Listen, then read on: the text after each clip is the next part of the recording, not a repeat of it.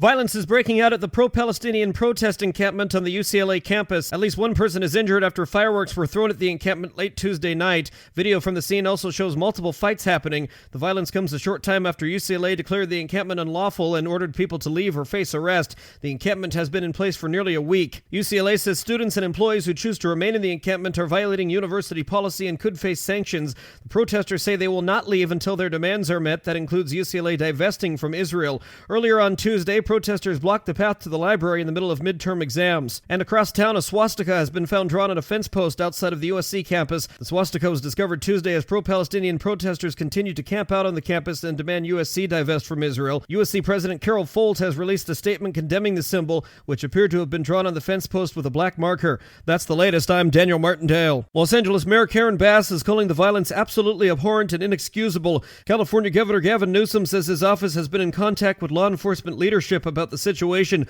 Late Tuesday night, several fights broke out in and near a protest camp on the grounds of UCLA's Westwood campus.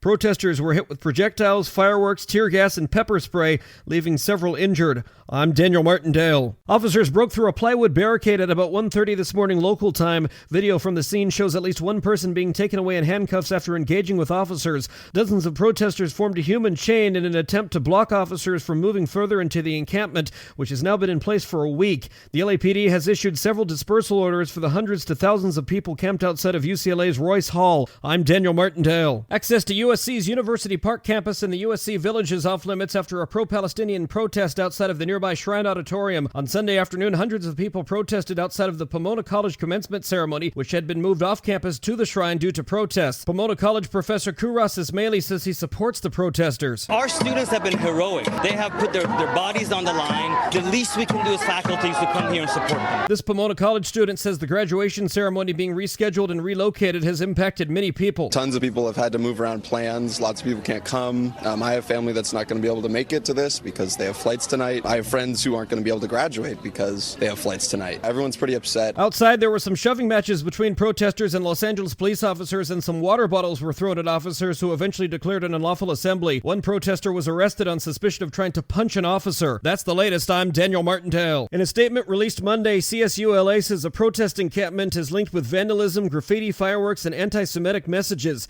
The university says last weekend several buildings and state property were defaced with graffiti. The protesters are also accused of blocking access to campus. Cal State LA says it unequivocally supports free speech, but these actions are not that. I'm Daniel Martindale. The closure, which the university says is because of safety concerns, will last through at least today. Classes are being conducted online while the campus is closed. On Monday, hundreds of protesters took over Siemens Hall, one of the main buildings on the Cal Poly Humboldt campus. At least 3 people have been arrested. Protesters were still occupying at least 2 buildings on the campus on Tuesday. Daniel Martindale, KFBK, Sacramento's News Radio. Liana Nitka's lawsuit filed Monday says the university failed to protect she and other Jewish students and faculty from pro-Palestinian protesters who were recently on campus. The lawsuit calls the protesters campus terrorists. Nitka's proposed class action lawsuit claims civil rights violations, negligence, assault, battery, and breach of contract. The lawsuit also says protesters who camped out at UCLA for a week intended to create and sow division on campus through acts of disruption, chaos, and dissension.